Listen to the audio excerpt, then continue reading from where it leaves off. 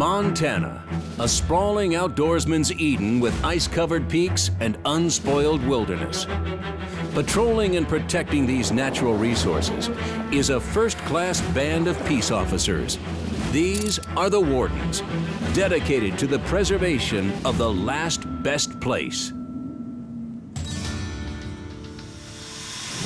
In Montana's Region 2, State Game Warden Joe Kamik patrols the Deer Lodge Valley. His first call comes quickly. Hello? Hey, Joe? Yes. How you doing? Good. How are you doing? Good. Yeah, I got these duck hunters back and I caught them trespassing. Okay. Are they at the bridge? Well, yeah, that's where his truck parked, and they were walking across there, and I yelled at him, and he just jumped in the river. But they were trespassing. You did see him off the high water mark? Yeah, they were out there walking across the grass out there, off there in the grass. So. Okay. I will. I'll drift that way and see if I can catch up with them. Okay, real good. All right. Talk to you later. Thank you. Bye bye. Okay, bye. Apparently, some waterfowl hunters are down here on this private land. They can use the stream access to be on the river, but they can't get off the river. They can't get out of the ordinary high water mark. Landowner caught them outside the ordinary high water mark. Apparently the landowner and the hunter have already gotten into a dispute, so we're just gonna have to go down here and see if we can find them, be careful, and see what's going on, get their side of the story too. Where are these guys? Suddenly, the warden spots his suspect. He's back at his truck.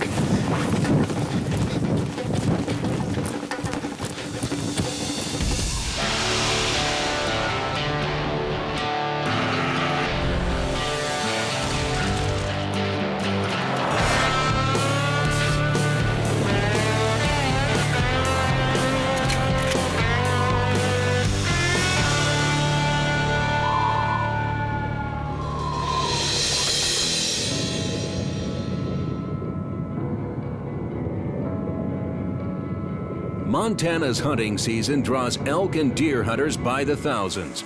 Turns out Big Sky Country's duck population lures in plenty of waterfowlers too.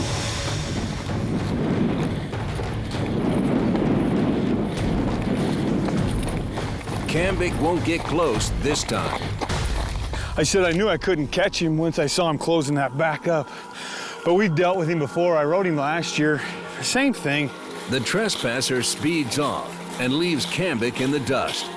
He won't wait long for his second call. Hey! How's it going? Good, how you guys doing? Okay. We went over through the cutoff, and somebody shot a bull over there. He was laying up on that mountain. Where at? On the cutoff. The cutoff back there for Dunkelberg. The Dunkelberg cutoff. And you know, they didn't know where he went and got him? We don't know if he's still alive or what. Laying down. He's there and he won't. He's all hunched up. We can take you up. Why don't you show me where he's at? The warden follows the complainant to the shooting scene. On the way, he calls another warden to try and intercept his trespassing suspect. Kyle Miller, What up? I need you to go write me a couple tickets. Okay. The deal is he trespassed, he was duck hunting on the river, caught him off of the high water mark, Okay. and I cited the same guy last year for the same thing, and he was giving him the business. Yeah. But thinking two terms here, criminal trespass and hunting without landowner permission, because the dude knows better. Okay. And this happened yesterday? This happened today. I tried to catch him in there, but he got out and got away from me, but that's okay, I got his plate. Okay. He's headed your way now. He left here about, what, 20 minutes ago? Okay. So he's headed your way now, so you can probably catch him before the evening hunt comes on. Now I'm gonna go look for a wounded elk, so if you got any other questions, give me a shout. Okay, let's do that. Good day, Warden. All right. Bye-bye now. Bye-bye. See you later. I love me some Kyle Miller, but he's stranger than fiction. He should be in a Stephen King novel.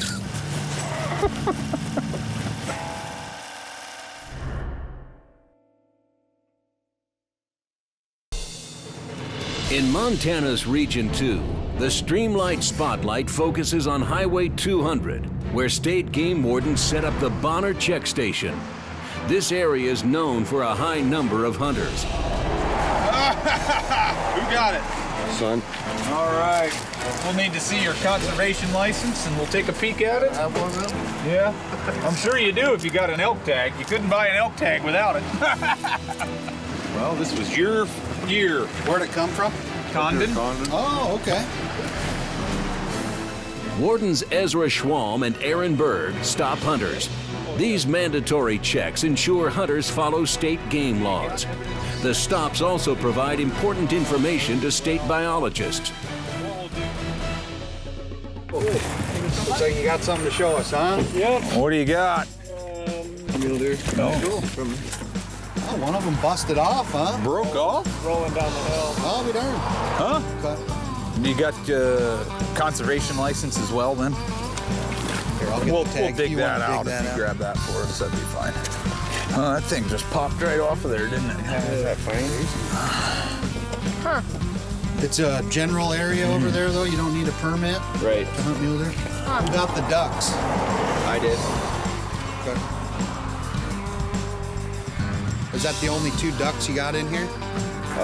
There's some frozen in the cooler. Are they whole? No, they're, well, gutted. They're gutted, but are they whole so we can identify them? Did you leave the legs on them with the spurs? Those were from his parents' house. We got them a while ago. Yeah. Oh, okay. There was like a bring them back for orange meat. Okay. So they were previously frozen Yeah, already? yeah. Okay. Okay, but these are fresh ones that you just killed? Saturday, we were gonna cook them up tonight. Okay, because when you're transporting this stuff that you just killed, you have to leave the legs and spurs, the feet on them. These I can understand, okay, you killed a while ago. How many weeks ago did you kill all these? Like 2-3 weeks. That's fine. I mean, whatever. Technically, when you're transporting them, if you know you're going to be bringing this stuff home, you got to have those feet on there because we don't know if they're hens or not. But just for future reference, just make sure if you are going to be transporting this fresh stuff, it's just like having a deer leaving the head on. We can obviously tell that's a buck, okay? But we can't honestly tell that this is a male pheasant. Okay, so yeah, just in the future, make sure and do that. It's not the end of the world, but We'll just write one written warning. So, okay, if you grab me your conservation license again, we'll scratch that out. if you want to hustle that up in there, you're sure got it. welcome to, and then Nothing you we'll have to pack do all with this it, up for you. I'll explain it to you when I get it done, but you know, all it is written warning. Once you leave here, you're done with it. Okay, no fine, no nothing. All right. Well, I think you might have made a mistake because the hunting doesn't open till noon in here. That's the rules of the block management.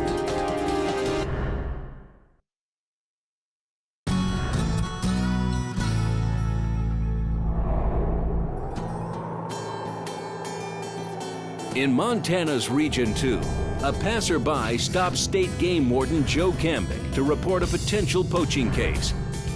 They're hunting and they're not supposed to. I see that. All right. This driver says someone shot and wounded an elk before legal shooting time. How are you? Good. Is this your crew up here on the hill? Yeah, Okay. Who's up there? my parents. Your parents? Are you in trouble? I don't know yet. I'm gonna find out. I think that the hunting doesn't start till noon. It's 20 after 11. Okay. But I don't think, I'm not gonna take you to jail. Okay. If that's what you're worried about. Okay. So are you just bringing them some stuff here? All right. Let's go have a visit. Who shot the elk? Did he? Okay. Well, I think you might have made a mistake. Why? Because the hunting doesn't open till noon in here. That's the rules of the block management. Well, when I come by, he was bedded down. Somebody had shot him in the ass. So you put him down? That's all I did. Okay. I tagged him because that's the legal thing to do. Okay. All I knew is that this was block management. That's all I knew. You didn't know the rules for the block management? I didn't know they changed it. Okay. It used to be you could hunt whenever. So he was laying down out here when you got here? Where at? I spun him around, but he was bedded down right here. This is his blood trail going back up. So how long ago did you get here? Oh, about 10 minutes ago. You just started dressing him? Yeah. Okay. Okay, all right, well, let me pull this tag off of here. There's a warden from Phillipsburg coming up, and he knows more of the situation here. Okay. So I gotta talk to him before I do anything, but if your story checks out, see, I was told that there was a couple other injured elk, so that could very well be. We actually saw him on the road, and I come back up, and I went and got the permission slip map, so I knew where I was at. And you got signed in? Is this a sign-in deal? No, there's no sign-in area. So you just you can only hunt until noon. Did you see the map should have the rules on it? I didn't even look at the front side. I just looked at the map itself. Okay. Well, I'll have you do is just go ahead and continue to dress this elk. Start working on getting it back. I'm going to talk to the other warden once he gets here. Warden Kamik calls fellow warden Terry Alouse. Go ahead. You're up here with those people pulling that one out. Yeah, he claims he came by and saw it. It was injured and he put it down. Okay. Well, Turns out Warden Alouse is across the valley with a second group of shooters. They admit to shooting the elk before legal hunting hours. The wardens meet up to figure out how to handle the case.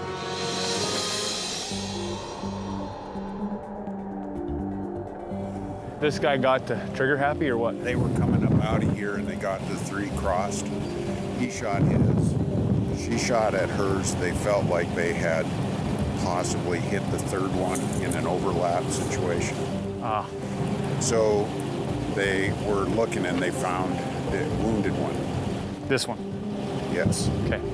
So he went down and called Tipmont and said, we might have injured one. So Tipmont called, I called them back, and in the meantime, they realized they'd forgotten that you couldn't hunt off this road until noon. Oh, okay. There's 3 bulls? There's 3. Okay. What do you want to do? So this one, somebody put it down? This guy in the white truck, he came out, he put it down. He didn't know the rules of the block management. He just seen it was injured. He went out and he shot, he tagged it. Okay. This guy was the one that turned it in originally, in the blue truck, and he's the one I followed up here. Okay. So they're pissed, obviously, because the hunting, I mean, they were trying to hunt up here and they were gonna follow the rules. Yeah. And then he goes out there, so it wasn't them that did it, it was these guys that did it. We want to just allow that to just be okay? I think that's probably the best solution, don't you? Yeah. I don't know what to tell these guys here. Did they see it wounded? Yeah. And they passed it up and they came and called you? Yep. Well, I think we can come to a gentleman's agreement here. Maybe they can share some elk or something. Yeah.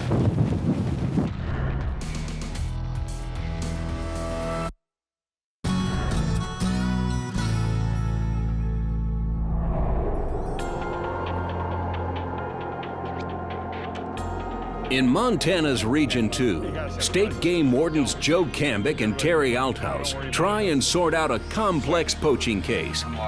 2 hunters shot 2 elk and accidentally wounded a 3rd before legal shooting time. Wardens decide to ticket the shooters and confiscate their 2 elk. But that's only half the story.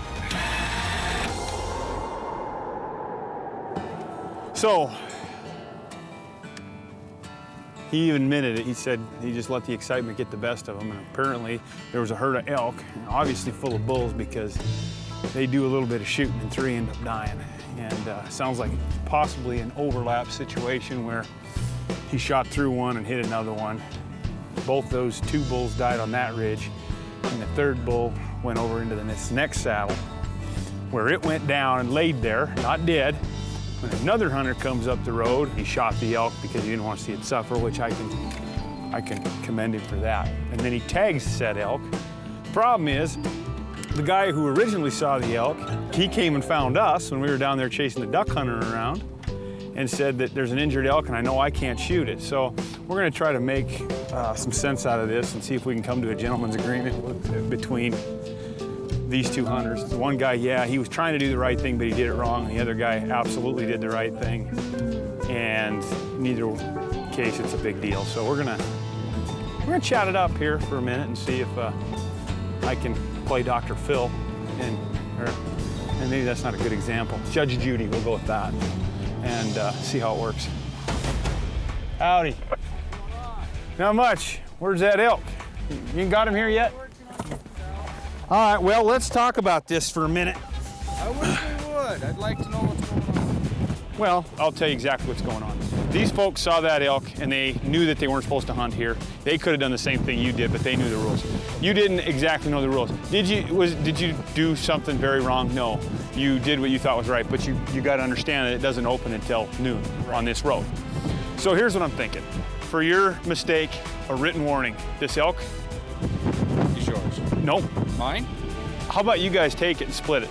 If you want to give these guys a quarter or a half or a backstrap or some tenderloins or whatever, I think that'd be a gentleman of you.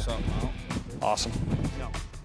The two hunters agree to split the last elk, and Warden Kamik closes the case. Back up the road at the Bonner check station, Wardens Ezra Schwam and Berg work into the night. I was trying to light up the sign with this new stream light. Just after sunset, a truck pulls over with a deer in the back. So who had luck tonight? Yeah. You're the lucky one tonight? No, it doesn't. Not me. Oh, gotcha. Where do we get this one at? By that block manager. Will's Ranch? I have a map. All Ranch. Okay. Back 5. And this was in hunting district 292? I believe it's 260. Out of the bottom. Wardens do a bit of research and discover the hunter illegally shot and killed the doe. Did you read the regs before you killed this thing? I just knew that it was a general, so. Well, it's a doe. Yeah, I just threw the general on it. Yeah. Yeah. You need to kill a buck with this. I thought it was a general. I thought it was either section of general. He was hunting just up the highway here, and he harvested a whitetail doe in a hunting district in which your general license isn't good for a doe. Here's what you could be looking at is hunting during close season, because there's no season for this. And for that, it's like $535 in fines and 2 years loss of privileges. Okay. And then, you're in possession of an unlawful whitetail deer right now, okay? And that's a separate fine, okay? What we're gonna do is, because you're being upfront with this, we don't think that you're trying to do it. I think that you just got mixed up. Yeah, I wasn't obviously trying to break it. I'm kind of looking at it as a negligent type thing, not a purposeful thing, but you negligently didn't look at the regs good enough to know what you're supposed to shoot, okay? So what I'm gonna do is I'm gonna go with a smaller citation on this. You won't be able to keep the deer. Sorry about that, okay? But I just can't let you take off with it, okay?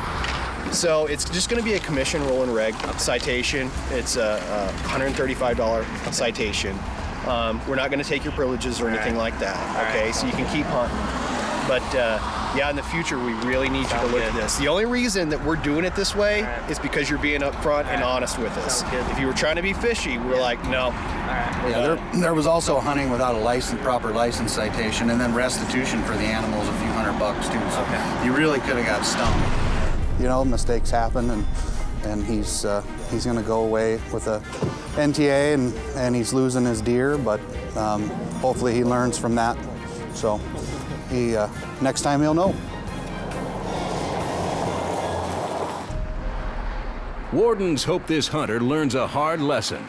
Just as soon as they wrap up the stop, another truck pulls in. Hi there. Looks like we have a lot of tags to look at, so you might as well hop out. Oh, Lordy. In the back of the pickup, a mess. Wardens discover multiple deer racks and plenty of unwrapped meat. It's the one with the big... This one is the big muley right there. This one right here. And that's my tag. Okay, if you go ahead and take that off for me. And then there's another tag on this one's legs, because we're getting some of these processed. Okay, how many deer total? 4. 4 deer, okay. Do any of these carcasses have proof of sex still on them? I think everyone. Because you detach the head, so you still got to have proof of sex. Oh, right there. I can start working on that. on the right track here. Okay. And which body belongs to this one? This one does? Oh, there's the proof of junk right there. After sorting through the truckload of deer and tags, this harvest checks out. But evidence of sex on the body, everything's good, bud. Appreciate it. That's a nice deer. Yep, nice deer. Appreciate you guys having all the proof of sex, everything attached. Well, you guys had a good trip. Yeah, it was fun. Yeah, good for you. Everything was good there. There wasn't a single violation. Heads were removed. Proof of sex was on every carcass. The only thing we asked them to do was leave the tags on the carcasses instead of the antlers, but that is a prime example of how to do it right there.